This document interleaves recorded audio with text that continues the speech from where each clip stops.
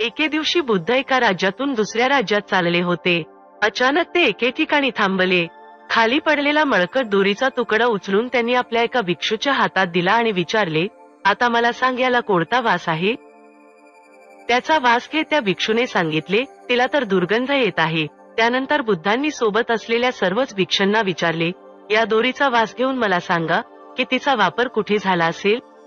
त्या दोरीला खूपच दुर्गंध येत असल्याने वास घेतल्यानंतर भिक्षू चेहरा वेडावाकडा करून पटकन तो दुसऱ्याकडे सोपवून स्वतःचा हात झटकत असे. बुद्ध धम्माच्या संघाचा प्रभाव, इन्फ्लुएन्स ऑफ द संघा ऑफ बुद्धा धम्म. दोरखंडाचा वास घेतल्यानंतर बऱ्याच भिक्षूंनी सांगितले, कदाचित माशांना पकडण्याच्या कामासाठी कोळ्यांनी ही दोरी वापरली असावी. त्यावर बुद्ध म्हणाले, अगदी बरोबर.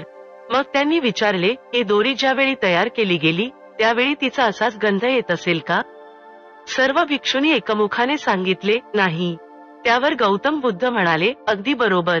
दोरीला कुठलाही गंध नसतो.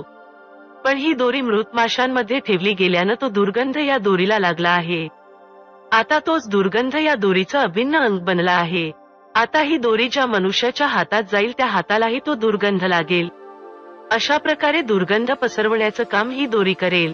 म्हणून ती दोरी लोक फेकून देतील. तिच्याकडे कायम तिटकाऱ्यानं पाहिलं जाईल. कोणालाच ही दोरी आवडणार नाही. पुढे जाऊन बुद्धांनी समजावले, माणसाच्या बाबतीतही असंच घडतं. चांगल्या किंवा वाईट सवयी घेऊन कोणीही जन्मत नाही. पण ती व्यक्ती जर वाईट लोकांच्या संगतीत राहिली तर तिलाही वाईट सवयी लागतात. तुम्ही कितीही प्रयत्न केलात तरी संगदोष हे लागतातच. हे समजत असूनही आपण त्या सवयी बदलल्या नाहीत तर त्या खोलवर रुजून आपल्या व्यक्तिमत्वाचा अभिन्न भाग बनतात. त्यानंतर या सवयी सोडणं महाकठीण काम बनतं. तुमच्यातील वाईट सवयी पाहून लोक तुम्हाला वाईट व्यक्ती म्हणून ओळखायला लागतात. तुमची संगत टाळायला लागतात. कुणालाही तुम्ही आवडत नाहीत. त्यामुळे अगदी सुरुवातीपासून कुणाच्या संगतीत आपण राहायचं याबाबत सतर्क राहायला हवं. ज्या लोकांप्रमाणे आपल्याला व्हायचं नाही त्यांच्या संगतीत आपण राहू नये. बुद्धांनी दाखवलेल्या या उदाहरणातून वाईट संगतीपासून का दूर राहावे हे भिक्षूंना उमगले. अशाच पद्धतीने बुद्धांनी एकदा रस्त्यावर पडलेल्या एका फाटक्या कापडाचा तुकडा उचलला आणि सोबत असलेल्या भिक्षूपैकी एकाला त्याचा वास घेण्यास सांगितले. त्याने वास घेतला व आश्चर्यचकित होऊन म्हणाला, ते वस्त्र सुगंधी आहे. बाकीच्या विधूंनीही त्याचा वास घेतला. त्यांचा चेहराही त्या वस्त्राच्या सुवासाने प्रफुल्लित झाला. एका भिक्षूने विचारले, वस्त्र तर गंधही नसतं, मग या वस्त्राला सुगंध कसा? त्यावर बुद्ध उत्तरले, यात उदबत्त्या लपेटून ठेवलेल्या होत्या, त्यामुळे या वस्त्रालाही सुगंध प्राप्त झाला आहे.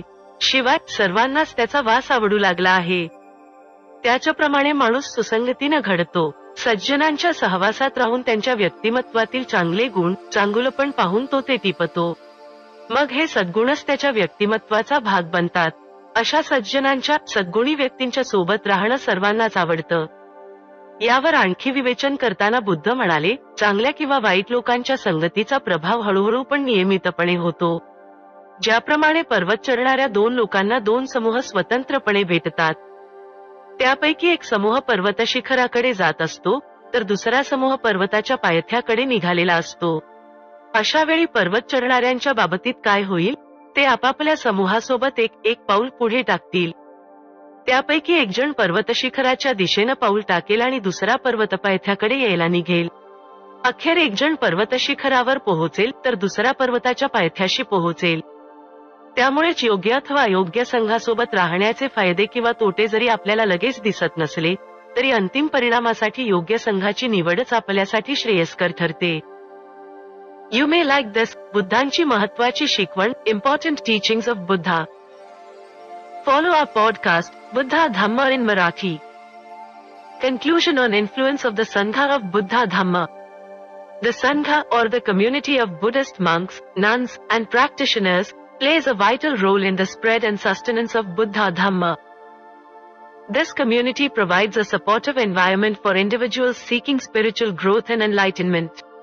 By fostering a sense of belonging, shared values, and mutual encouragement, the Sangha helps practitioners stay committed to their path. Through the teachings, guidance, and exemplary lives of its members, the Sangha influences society by promoting values such as compassion, mindfulness, and ethical living.